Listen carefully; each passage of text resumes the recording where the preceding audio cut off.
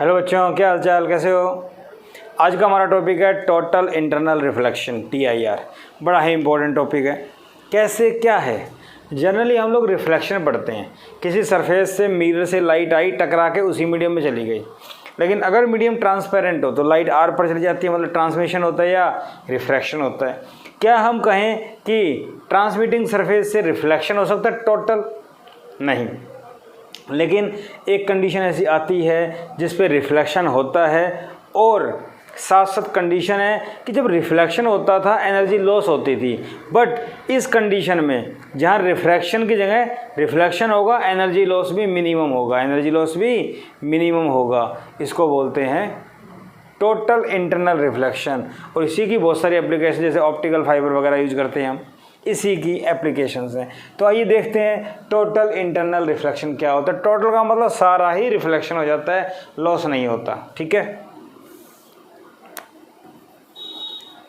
तो अगर मैं डेफिनेशन की बात करूं तो डेफिनेशन क्या कहती है? When light goes from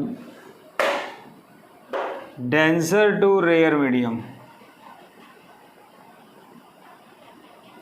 when light goes from denser to rare medium, then at interface it gets reflected, it becomes light. When angle of incidence is greater than critical angle, जब angle of incidence critical के बराबर होगा। कैसे? Suppose करो ये मेरे पास एक interface है, समझो दिस इज इंटरफेस, ये कोई मीडियम है, यहाँ माना कोई ऑब्जेक्ट। आपको पता है आई अगर जीरो है तो आर भी जीरो होगा, सीधी निकल जाएगी। ठीक है, अरे बोलो आई जीरो आर जीरो, क्योंकि ये नॉर्मल है। लेकिन अगर एक रे ऑफ लाइट किसी भी एंगल पे जाएगी तो वो रिफ्रैक्ट होगी, नॉर्मल सी बात है। ठीक है, इसके बाद अगर मैं बात करूं, अगर एक रे ऑफ लाइट यहाँ टकराई, इसका एंगल आई क्रिटिकल के बराबर है, ये क्रिटिकल जो मैंने बोला, क्रिटिकल एंगल C, तो ये ऐसे हो जाती है। अभी बताऊंगा क्रिटिकल क्या होता है, समझ में आ गया होगा। क्रिटिकल एंगल वो एंगल ऑफ इंसिडेंस होता है जिसके लिए एंगल ऑफ रिफ्रैक्शन क्या हो जाए, 90 डिग्री। एंगल ऑफ रिफ्रैक्शन क्या हो जाए, 90 डिग्री। कहने का मतलब रिफ्रैक्शन के बाद रे सरफेस के इंटरफेस के पैरेलल हो जाए, ray becomes parallel to interface after refraction, इसको बोलते हैं क्रिटिकल एंगल। ठीक है, ग्रेजिंग इमरजेंस बोलते हैं इसको। क्या बोलते हैं? Grazing emergence. ठीक है भाई, ये बात समझ में आ गई। इसके बाद अगर एक रे ऑफ लाइट यहाँ टकराती है और इस केस में आई सी से ज़्यादा है तो लाइट बाहर आ जाती है। ठीक है, और यहाँ पे भी आई, इसको बोलते हैं TIR, total internal reflection. Interface से लाइट का वापस आ जाना, TIR आई सी से ज़्यादा होना चाहिए, जो मैंने डेफिनेशन में बताया। ठीक है, अब बात आती है भाई डेविएशन। अगर ये रे सीधी जा रही थी तो ये मुड़ा, दिस इज डेल्टा। अरे हाँ या ना, यहाँ ये रे सीधी जा रही थी R90, यहाँ ये रे सीधी जा रही थी, दिस इज डेल्टा, और यहाँ ये रे सीधी जा रही थी, दिस इज डेल्टा। तो डेविएशन भी समझ में आ गया। ठीक है, और यहाँ आप देख रहे हैं R ज़्यादा है I से, I ये अवे फ्रॉम नॉर्मल है तो R ज़्यादा है। क्लियर, R ज़्यादा है, यूज करेंगे आगे, बताऊंगा आपको। इतनी बात समझ में आ गई। तो एक इंटरफेस, जनरली रे जहाँ से रिफ्रैक्ट होती है वहाँ से रिफ्लेक्ट भी होती है, और नेग्लिजिबल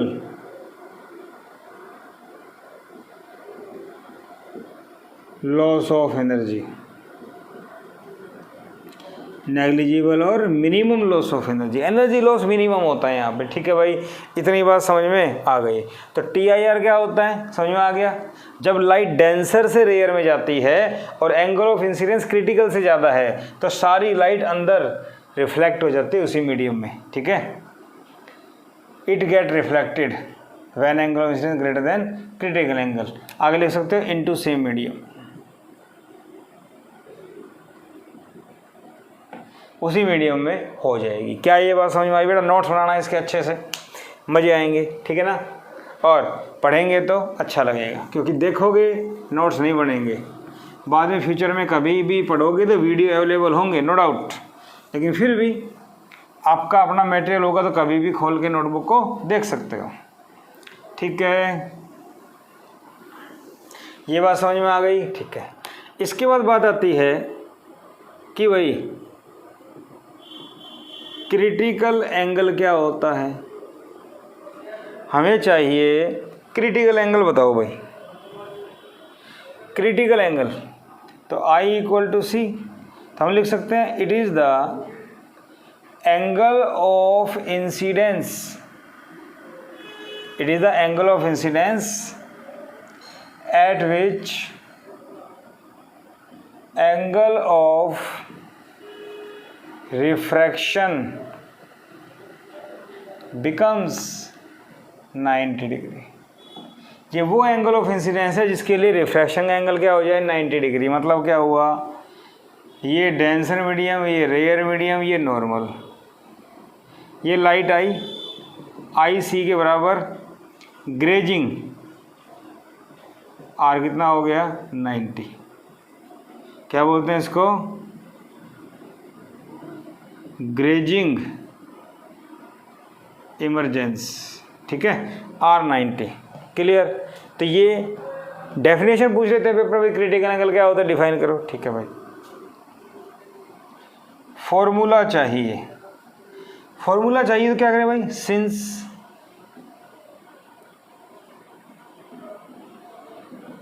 स्नेल्स लॉ क्या कहता है, N1 sin I N2 sin R। तो I किस मीडियम में है, डेंसर में, N यहाँ एयर मान लो, तो I N में है, तो N की I जिस मीडियम में वो नहीं लेना ना, I का अपोजिट लेना है 1 sin C, N2 की जगह N, क्योंकि R जिस मीडियम में उसका अपोजिट N, और sin R की जगह sin 90। अरे हाँ या ना, तो sin C = N sin 91। अरे बोलो, हमने कुछ गड़बड़, I जिस मीडियम में है वो ना लेके उसका अपोजिट लेना है, तो I इस मीडियम में है तो उसका अपोजिट तो 1 है ना। ठीक है, सॉरी कंसेप्ट गड़बड़ कर दिया हमने वो दूसरा फोन लगा sin I sin R N2/N1 वो लगा दिया हमने। sin I जिस मीडियम में है उसके कॉरस्पॉन्डिंग रिफ्रैक्टिव इंडेक्स N, ये वो लिख दो, और ये sin C, R जिस मीडियम में है उसके कॉरस्पॉन्डिंग 1, और R कितना है sin 90, तो sin C 1 sin C = 1/N। Confusion हो गया था, ये फॉर्मूला होता है, I जिस मीडियम में है उसका कॉरस्पॉन्डिंग क्या है N, तो ये आ जाएगा। R जिस मीडियम में है उसका कॉरस्पॉन्डिंग क्या है, ये आ जाएगा। ठीक है ना, सिंपल सी बात, sin C = 1/N। ठीक है भाई, sin C 1/N डेंसर, और एक फॉर्मूला ये होता है sin C = 1/N डेंसर और N सराउंडिंग, ये भी लग सकता है। ठीक है ना, अगर एयर की जगह कोई दूसरा मीडियम हो तो ये भी लगेगा। तो sin C = ये फॉर्मूले आपको याद करने पड़ेंगे। ठीक है भाई, क्रिटिकल एंगल का फॉर्मूला क्या होता है, ये होता है, ध्यान रहेगा। ओके, सिर्फ sin C = 1/N, generally outer air होता है, और ये denser medium, N is the refractive index of denser medium. ठीक है भाई, इतनी बातें समझ में आ गई।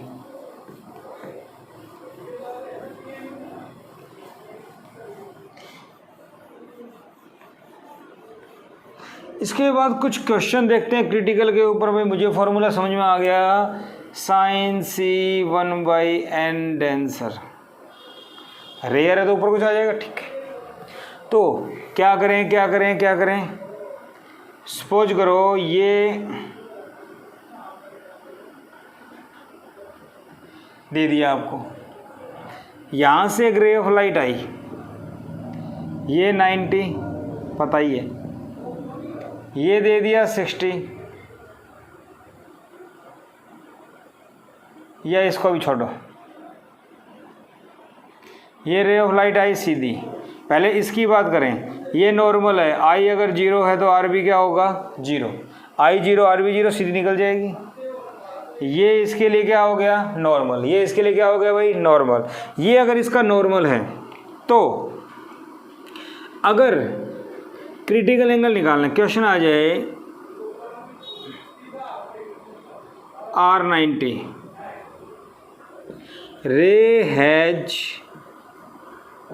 ग्रेजिंग इमरजेंस, रे का ग्रेजिंग इमरजेंस है, फाइंड क्रिटिकल एंगल।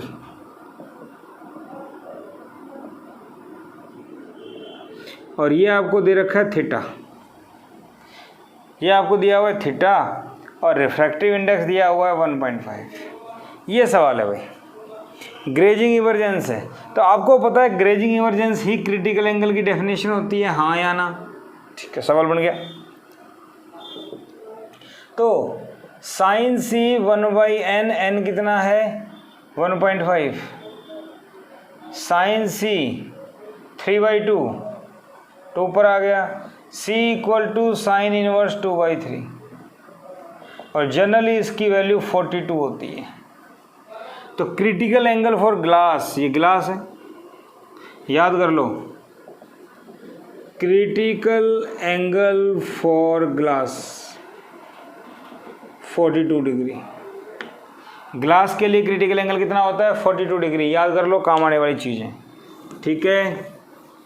इसी टाइप से मैं ग्लास की जगह वाटर ले लूँ, डायमंड ले लूँ, तो क्या आएगा, हम निकाल सकते हैं ऐसे ही वैल्यू।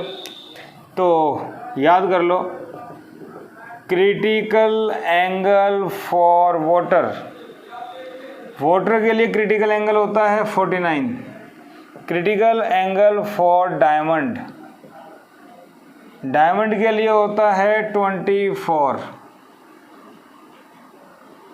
ठीक है। रिफ्रैक्टिव इंडेक्स आपको पता है डायमंड का 2.4, वाटर का आपको पता है 4/3, ठीक है ना।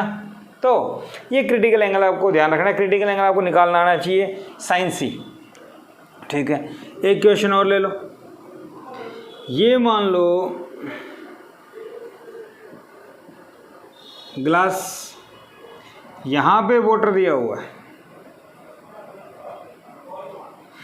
ग्लास के लिए रिफ्रैक्टिव इंडेक्स है 3/2, वाटर के लिए दिया हुआ है 4/3, ठीक है। एक रे ऑफ लाइट यहाँ से गई, क्लियर, और इस सरफेस के पैरेलल हो गई, फाइंड क्रिटिकल एंगल।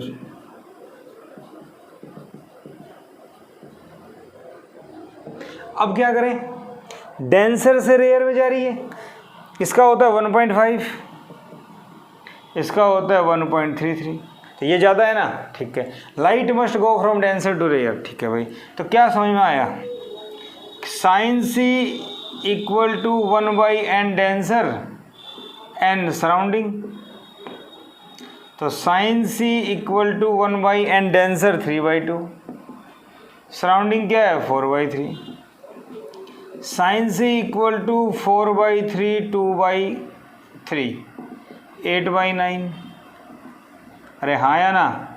तो c equal to sine inverse 8/9, solve कर लो, जो भी आएगा आपका आंसर आ जाएगा, अरे हाँ या ना, ठीक है भाई। तो इस टाइप से हम लोग सोल्व कर सकते हैं। अगर आउटर मीडियम एयर नहीं है, कोई दूसरा है, तो ये फॉर्मूला यूज हो जाएगा, मैंने आपको इलस्ट्रेशन दी। तो क्रिटिकल एंगल कैसे निकालते हैं, आई थिंक समझ में आ गया होगा, ठीक है। अब इस कंसेप्ट के ऊपर बहुत सारे क्वेश्चंस बन जाते हैं, और क्या बन जाते हैं, देखो क्वेश्चन बन जाता है कि ट्रेस द पाथ, कैसे, देखो ध्यान से, ट्रेस द पाथ ऑफ रे। ठीक है ना भाई, रे का पाथ ट्रेस करो। तो रे का पाथ कैसे ट्रेस करना है वो देखिए, क्वेश्चन कैसे बन जाते हैं। आगे जाके हमें अभी TIR की एप्लीकेशंस भी पढ़नी है, वो अलग चीज़ें हैं। पहले हम बेसिक इलस्ट्रेशन लेके चल रहे हैं ताकि कंसेप्ट क्लियर हो जाए आपको। मान लो एक रे ऐसे आई, बताया था I0 तो R0, ठीक है भाई। ये 90 डिग्री, ये ले लो 30 डिग्री, ये 60 हो गया। अरे हाँ या ना, ठीक है। अब क्या किया देखो, इस लाइन का परपेंडिकुलर ये लाइन, इस लाइन का परपेंडिकुलर ये लाइन। कोई दो लाइनों में जो एंगल होता है उनके परपेंडिकुलर में वही एंगल होता है, पता है ना। तो ये भी 60 होगा, हाँ या ना, ठीक है। क्रिटिकल एंगल फॉर ग्लास, ये ग्लास है, क्रिटिकल एंगल कितना होता है 42। यहाँ पे I कितना हो गया इस सरफेस के लिए, I 60, तो I ग्रेटर देन C। अगर एंगल ऑफ इंसिडेंस क्रिटिकल से ज़्यादा है तो क्या होगा TIR। अगर एंगल ऑफ इंसिडेंस क्रिटिकल से ज़्यादा है तो क्या होगा TIR। ले वापस, अरे हाँ या ना, तो हम लिखेंगे TIR टेक प्लेस, TIR होगा, क्योंकि ये 60 है, 60 है तो TIR होगा और लाइट अंदर वापस आ जाएगी। क्या ये इतनी बात समझ में आ गई? क्या ये इतनी बात आपके समझ में आ गई? तो इस टाइप से हम लोग सोल्व कर सकते हैं, ठीक है बेटा। तो इस टाइप से एक क्वेश्चन और देखो, सपोज करो हमारे पास ये क्वेश्चन है, यहाँ पे मान लीजिए रे ऐसे गई, ये 90, ये 60, तो ये कितना हो गया 30। ये तो पता है ना आपको, तीनों 180 होता है। ये यहाँ से ये नॉर्मल डाला, यहाँ पे ये आई, ये इधर गया, ये अगर इधर देखा जाए तो ये 30, तो ये भी 30, क्योंकि ये लाइन इसके परपेंडिकुलर, ये इसके परपेंडिकुलर, क्योंकि दो लाइनों में जो एंगल है उनके परपेंडिकुलर में वही एंगल होगा। तो यहाँ ग्लास ही तो है, अगर ये ग्लास है तो क्रिटिकल तो कितना होता है 42 बताया था अभी, और आई कितना है 30। आई अगर 30 है तो क्या हो गया, आई कम है, आई सी से कम होगा तो क्या होगा, रिफ्रैक्शन टेक प्लेस। क्या होगा बेटा, रिफ्रैक्शन होगा। तो रिफ्रैक्शन अगर होगा तो एंगल ऑफ रिफ्रैक्शन बताओ, ठीक है ना। अब आपको क्या करना है, एंगल ऑफ रिफ्रैक्शन बताना है। तो एंगल ऑफ रिफ्रैक्शन अगर निकालना है तो हम लोग क्या करें वो देखिए, हमें लगाना पड़ेगा साइन I बटे sine R equal to n या 1/n। ये देखना है आपको, ध्यान रखना है इस चीज़ का। I किस मीडियम में है, यहाँ, और इसका रिफ्रैक्टिव इंडेक्स क्या है n, मान लो 1.5, ठीक है ना। तो I जिस मीडियम में उसका अपोजिट लेना है, बाहर क्या है एयर।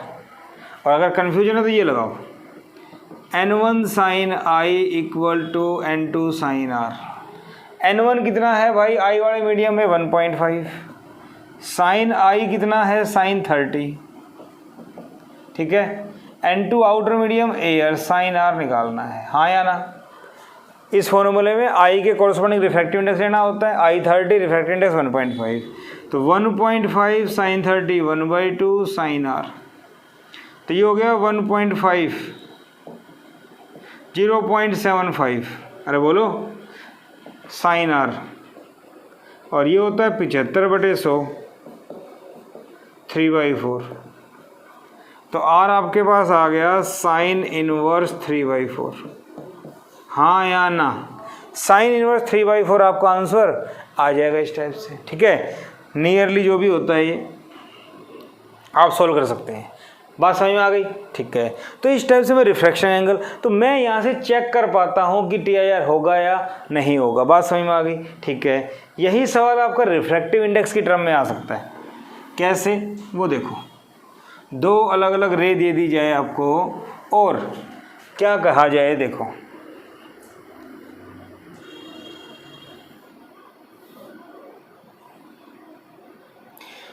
यहाँ से ये रे गई, ये आपका है 90 डिग्री, ये 45, ये भी 45, ठीक है।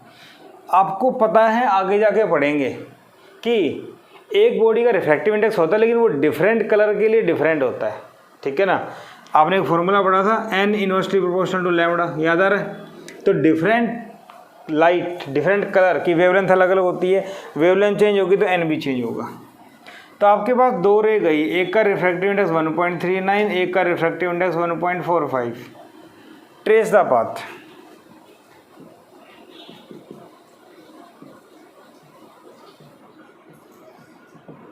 पाथ ट्रेस करो। क्या करें इस क्वेश्चन में, क्या करें, देखो यहां तक तो ये सीधी चली जाएगी,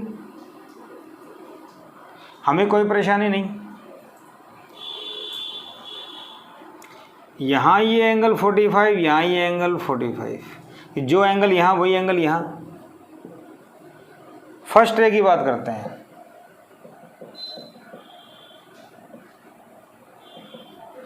फर्स्ट रे की अगर बात करें तो भाई साइन आई एक अलग मेथड है, शॉर्टकट, जहाँ कैलकुलेशन कम करनी पड़ेगी। देखो इस केस में क्रिटिकल एंगल नहीं पता, मुझे नहीं पता ये ग्लास है क्या है, तो मैं क्या करूँगा, देखो साइन आई कितना है, साइन 45, 1/√2, अरे बोलो 1.414 हो गया।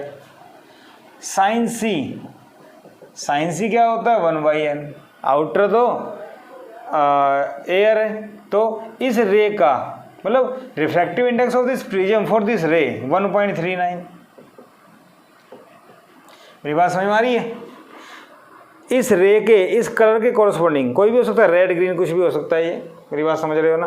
तो इसके लिए रिफ्रैक्टिव इंडेक्स इस प्रिज्म का दे रखा है, तो ये 1.3। अब ये एक बात बताओ, सॉरी ये होता है 1.414 या 1.41 ले लो, ठीक है भाई, ओके। अब इसको देखा जाए, ये 1.4 है, ये 1.3 है, नीचे की टर्म जिसकी कम होगी उसकी ऊपर की ज़्यादा होगी, इसका मतलब 1.39 ग्रेटर देन 1.41। ये है साइन सी, ये है sine I, C greater than I. बात समझ में आई, साइन सी ज़्यादा है तो सी ग्रेटर देन आई है, तो क्रिटिकल एंगल ज़्यादा है, आई कम है, इसका मतलब इसका रिफ्रैक्शन होगा। अरे हाँ या ना। तो ये यूं जा रही थी, अब बाहर जाएगी तो अवे फ्रॉम नॉर्मल। आगे बात समझ में, ठीक है। सेकंड रे की अगर बात करें तो भाई साइन आई तो वही है साइन 45, साइन सी 1/n, n क्या है 1.45। अब यहाँ देखो ये 1.41 है, ये 45 है, नीचे की वैल्यू जिसकी ज़्यादा होगी वो कम होगा, और नीचे की वैल्यू जिसकी कम होगी वो ज़्यादा होगा। तो यहाँ देखा जाए तो 1/1.41 ग्रेटर देन 1/1.45। 41 किसका है, साइन आई का। ये शॉर्टकट तरीका है चेक करने का। तो यहाँ पे आई क्रिटिकल से ज़्यादा है तो इसका TIR होगा, हाँ या ना। तो फर्स्ट रे रिफ्रैक्टेड, सेकंड रे get total internal reflection. Second रे का TIR होगा, फर्स्ट रे रिफ्रैक्शन होगा। तो समझ में आ गई होगी बात। अगर रिफ्रैक्टिव इंडेक्स दे रखा हो तो भी मैं सॉल्व कर सकता हूँ, मुझे कोई परेशानी। CBSE में आया हुआ है सवाल, ये मिलता जुलता सवाल CBSE में आया हुआ है ये सवाल। मेरे ख्याल से कोई परेशानी वाली बात नहीं है, कर सकते हो आप लोग, ठीक है भाई। ये मेरी बात समझ में आ गई आप लोगों को, ओके। मान लो हमारे पास एक प्रिज्म है, इस बार लाइट यहाँ की बजाय यहाँ से डालते हैं, ये इसका नॉर्मल और ये इसका नॉर्मल। नॉर्मल के साथ मान लीजिए ये एंगल बनाती है 60, ठीक है, ये एंगल बनाती है 60। अरे बोलो, ये एंगल 60 बनाती है, और रिफ्रैक्टिव इंडेक्स ले लो 1.5, ग्लास है। Trace the path for horizontal surface. Discuss करते हैं एक एक करके, वही सवाल है, अलग नहीं है। यहाँ देखिए ये 90 मान लो और इनकी वैसे ज़रूरत नहीं है, मान लो 45 है। सबसे पहली बात यहाँ पे ये आई है और ये ग्लास है, ग्लास का क्रिटिकल एंगल कितना होता है 42। तो यहाँ अगर देखा जाए तो आई सी से ज़्यादा है, ये 42 होता है, ये 60 है, तो 60 ज़्यादा है, तो टी आई आर होगा। टी आई आर अगर होगा तो ये रे ऐसे आ जाएगी, अरे हाँ या ना, ये 60 तो ये 30। अब इसके लिए चेक करना है, ये 30 तो ये कितना 60, ये कितना 30, ठीक है। तो एंगल ऑफ इंसिडेंस इस केस के लिए आई कितना हो गया 30, क्रिटिकल है 42, तो I less than C, I less than C होगा, तो T I R do not take place. T I R नहीं होगा भाई, टी आई आर नहीं होगा तो डेंसर से रेयर जा रही है, तो अवे फ्रॉम नॉर्मल आर निकल सकता है, ठीक है। तो N1 sign I, N2 sign are लगा दो। आई किस मीडियम में, ये साइन 30। रिफ्रैक्टिव इंडेक्स क्या है इसका 1.5। दूसरा मीडियम एयर है 1 साइन आर, तो 1.5 साइन 30 1/2 साइन आर, तो ये हो गया 15/20 3/4। तो बेटा ये हो गया R equal to sine inverse 3/4। बात समझ में आई? तो अगर टी आई आर है तो ठीक है, नहीं तो रिफ्रैक्शन, रिफ्रैक्शन है तो आर बताओ। क्या मेरी बात समझ आई? इस क्वेश्चन में ये पूछ रहे भाई फर्स्ट फेज से बताओ क्या होगा, तो फर्स्ट फेज से निकाल लो। मेरे ख्याल से कोई दिक्कत वाली बात नहीं, कैसा भी सवाल, ये जस्ट मैंने ऐसे ही एग्जांपल ले लिया। मैं अगर यहाँ पे 30 का एंगल लेता हूँ तो यहीं पे आपका रिफ्रैक्शन हो जाएगा, यहाँ पहुँचेगी नहीं। कुछ भी क्वेश्चन बन सकते हैं, ठीक है। तो इसी टाइप से क्वेश्चन आ गया था, देखो जेई ने पूछा था 2013 ऑनलाइन, ऐसा ये क्वेश्चन था। स्लैब दे रखी थी, ठीक है, स्लैब थी, नॉर्मल था, बोलो। तो यहाँ से 45 डिग्री के ऊपर, मेरी बात समझ रहे हो,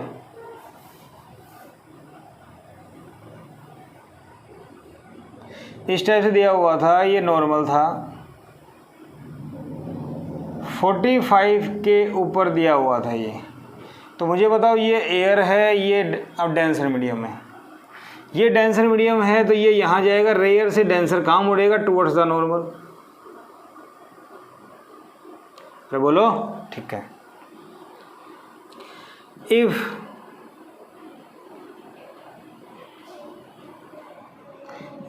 TIR take place, TIR अगर मैं बोलूँ just take place at vertical surface, find refractive index of material. इस मटेरियल का रिफ्रैक्टिव इंडेक्स बताओ, जो मैंने n मान लिया। अगर वर्टिकल फेस पे TIR हो, TIR होने का मतलब लाइट अंदर चली जाएगी, लेकिन इसने बोला जस्ट TIR, जस्ट का मतलब ग्रेजिंग। क्या मेरी बात समझ में आ रही है? अरे हाँ या ना, ठीक है। तो सबसे पहली बात, आई फर्स्ट सरफेस के लिए आई कितना है 45, तो स्नेल्स लॉ क्या कहता है, N1 sign I N2 sign are. तो N1 कितना है 1 साइन आई साइन 45, N2 अंदर का N है, साइन R कितना है नहीं पता, तो 1/√2 N sine R, equation number 1। हाँ या ना, ठीक है भाई, ये बात समझ में आ गई। यहाँ पे जस्ट ये हो रहा है, तो यहाँ पे R कितना हो गया भाई 90, ये I। अगर मैं इसको यहाँ ले आऊँ, मेरी बात समझ में आ रही है, अगर मैं इसको यहाँ ले आता हूँ तो ये R है, तो ये कितना है भाई 90 माइनस R। हाँ या ना, अच्छा सवाल है। R निकाल लिया, R ये 90 हो गया, 90 माइनस R, ठीक है भाई। वर्टिकल फेस पे n1 sign I n2 sign are लगाओ। n1 ये ले लो अंदर का n sine I sine 90 minus R, n2 बाहर का 1 साइन आर साइन 90, तो ये हो गया sine 90 minus R cos R equal to 1। हाँ या ना? ठीक है। इक्वेशन नंबर 1 इक्वेशन नंबर 2 और बोलो इक्वेशन नंबर 1 इक्वेशन नंबर 2, मैं n sine R n cos R squaring करूंगा तो sine square plus cos square 1 होता है। Squaring and adding first and second, first और सेकंड की स्केयरिंग एडिंग करते हैं तो क्या मिलेगा देखो, इसका square n square sine square R, n square cos square R, 1 का स्केयर 1/√2 का स्केयर। ठीक है, ये हो गया 3/2। तो ये करो n square common sine square R plus में cos square R 3/2, this is 1। तो n square equal to 3/2, n equal to √3/2। बताओ मुझे क्या था इस सवाल में, थोड़ा मैथमेटिक्स ज़्यादा था, कंसेप्ट लगाना आना चाहिए, बाकी स्लेंस लॉ अप्लाई करना और कुछ नहीं है इसके अंदर।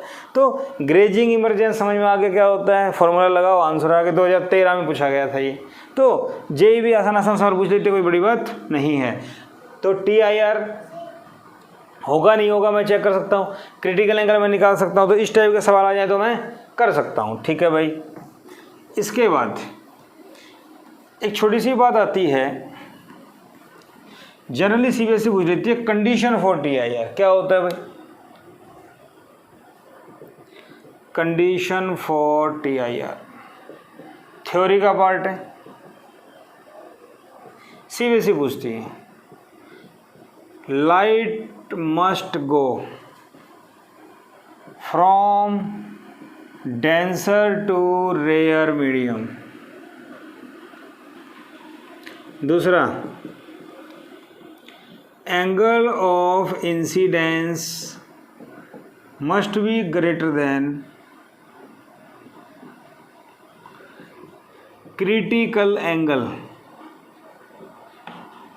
Angle of incidence critical angle से ज़्यादा होना चाहिए, IC से ज़्यादा, और light must go from denser to rare medium. 2 number में CBSE कई बार पूछ लेती है हमसे ये, तो ये हमें पता होना चाहिए। ठीक है, न्यूमेरिकल्स हमने कर लिए। इसके बाद बात आती है variation of angle of incidence and angle of deviation for TIR। ठीक है, देखते हैं कैसे होता है। Variation of angle of incidence and angle of deviation. ठीक है भाई, ये हमें चेक करना है। तो इसके लिए सबसे पहले ये इंटरफेस, अगर कोई रे क्रिटिकल एंगल पे आती है तो अलोंग ग्रेजिंग इमरजेंस, और अगर कोई रे C से ज़्यादा भी आती है तो बाहर TIR। हाँ या ना? ठीक है। अब देखो ग्राफ कैसे आएगा वो देखना है।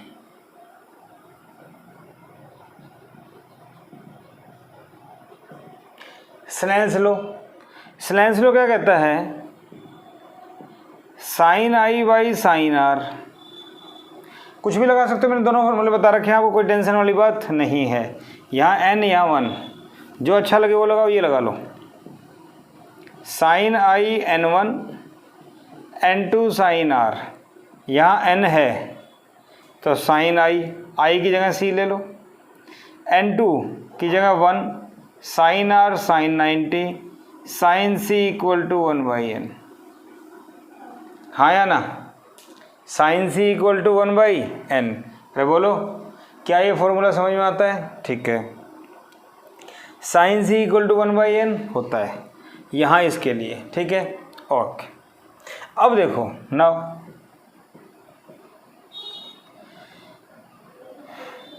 साइन I बटे साइन R, अगेन इस बार आई को आई रखो तो साइन आई बटे साइन आर, साइन आई बटे sign are N2 by N1, हाँ या ना, साइन आई बटे sign are N2 by N1, ठीक है। तो साइन आई के साथ क्या था n, अरे बोलो, N1 क्या था n, N2 क्या था 1, N1 n N2 1 लिख सकता हूँ, ठीक है। उल्टा कर दो, साइन आर बटे sine I equal to n, reciprocal ले लिया, टेक रेसिप्रोकल, साइन आर क्या आ जाएगा n साइन आई, आर क्या आ जाएगा साइन इनवर्स n साइन आई। क्या मेरी बात समझ में आई? ठीक है, अरे बोलो, आर आ गया। ये मैं क्यों निकाल रहा हूँ बताता हूँ आपको। अब यहाँ देखो एट सी क्रिटिकल एंगल, क्रिटिकल एंगल पे आर क्या हो जाएगा साइन इनवर्स n साइन सी। अरे बोलो,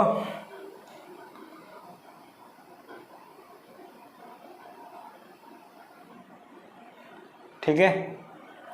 यहाँ अगर देखा जाए तो आई साइन इनवर्स n साइन सी क्या होता है 1/n, n से n कट गया तो ये आ गया साइन इनवर्स 1, साइन इनवर्स 1 क्या होता है साइन π/2, साइन से साइन कट गया, अरे बोलो, साइन से साइन कैंसिल, तो r कितना आ गया आपके पास π/2, क्या आ गया r π/2, ठीक है। इतनी बात समझ में आ गई? ओके।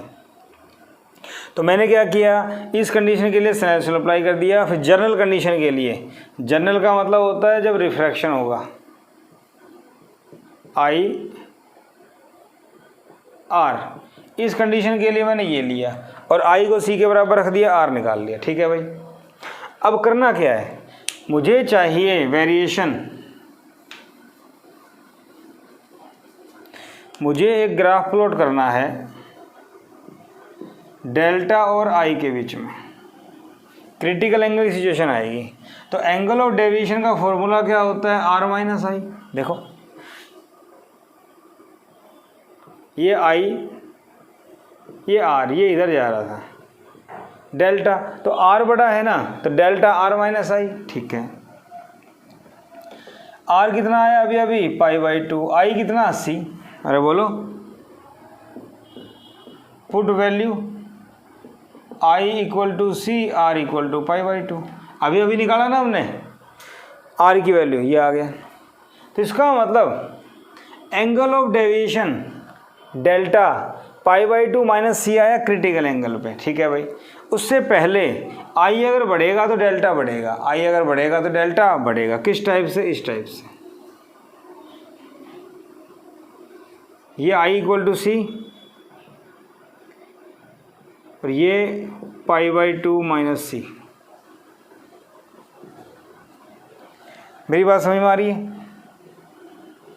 पैराबोलिक सा करवा रहा है, कैसा करवा रहा है, पैराबोलिक सा। क्यों आ रहा है भाई, आपके सामने डेल्टा आई के डायरेक्टली तो है नहीं, साइन की टर्म में रिलेशन देखो, delta R minus I, R किसका फॉर्मूला था साइन का, तो सोल्व करेंगे कुछ तो इस टाइप से आता है, ठीक है भाई। इतनी बात समझ में आ गई। ये कब कंडीशन थी, जब आई और सी बराबर थे, मतलब ये वाली कंडीशन। अब अगर मैं बात करूँ when I greater than C, आई जब सी से ज़्यादा होता है तो जनरल रिफ्रैक्शन का फॉर्मूला आप लोगों ने पढ़ा हुआ है, रे यूं गई, तो ये टोटल एंगल 90, ये डेविएशन, क्या फॉर्मूला होता है डेविएशन का, टोटल एंगल पाई, आई और आई 2i, तो पाई माइनस 2i। समझ में आ रही है बात? तो आई जब सी से ज़्यादा होगा तो रिफ्लेक्शन होगा, रिफ्लेक्शन अकर्स, और रिफ्लेक्शन के लिए डेल्टा क्या होता है पाई माइनस 2i, ठीक है। तो आई जब सी से ज़्यादा होगा, ये आई है ये सी है, क्रिटिकल एंगल, तो हम नोटिस करते हैं यही वैल्यू थोड़ी सी और बढ़ जाती है सीधी, और यहाँ ये वैल्यू आती है पाई माइनस 2i। ठीक है, जस्ट क्रिटिकल के बाद जैसे ही एंगल बढ़ा, वो एंगल यहाँ से डिक्रीज होना स्टार्ट नहीं होता, वो एंगल यहाँ से डिक्रीज होना स्टार्ट होता है। क्योंकि जब रिफ्लेक्शन की बात होती है, तो रिफ्लेक्शन पे डेविएशन का फॉर्मूला पाई माइनस 2i होता है। रिफ्लेक्शन के लिए डेविएशन का फॉर्मूला क्या है? Pi minus 2i। तो यहाँ से डिक्रीज होना स्टार्ट होगा, मेरी बात समझ रहे हो? यहाँ से डिक्रीज होना स्टार्ट होगा और ये यहाँ से ऐसे जाएगा, ये यहाँ से इस टाइप से डिक्रीज होगा। ज़्यादा हो गया तो इसको यहाँ से लो। बात समझ में आई या नहीं आई? ये इस टाइप से डिक्रीज होगा। क्लियर? बात समझ में आ गई?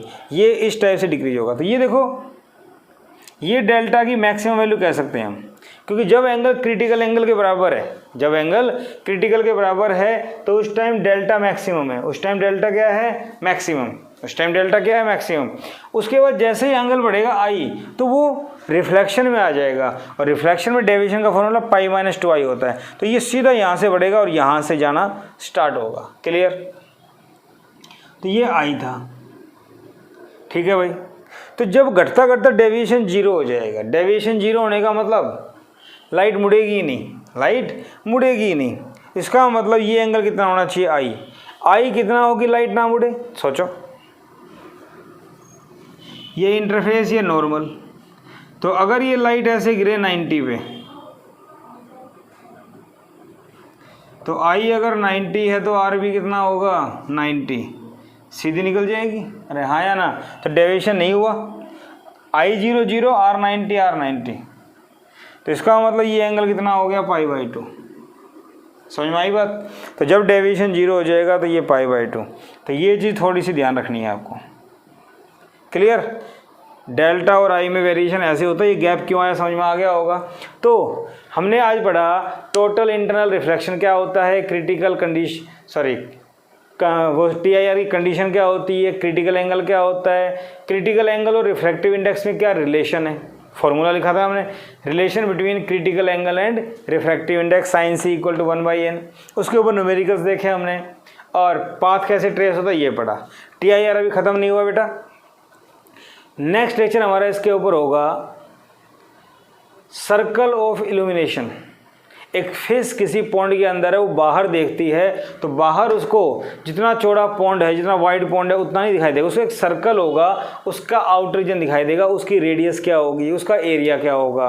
तो नेक्स्ट लेक्चर अगर आपको चाहिए तो आज के चैनल को सब्सक्राइब कीजिए, लाइक कीजिए, ताकि आपको नेक्स्ट वीडियो का नोटिफिकेशन अपने आप आ जाए। नहीं तो आप यूट्यूब पर सर्च कर सकते हैं। लेक्चर नंबर जो भी है TIR, total internal reflection by Manoj Gupta sir, total internal reflection by Manoj Gupta sir, YouTube पर सर्च कीजिए। नेक्स्ट लेक्चर आपको मिलेगा। ठीक है, थैंक यू।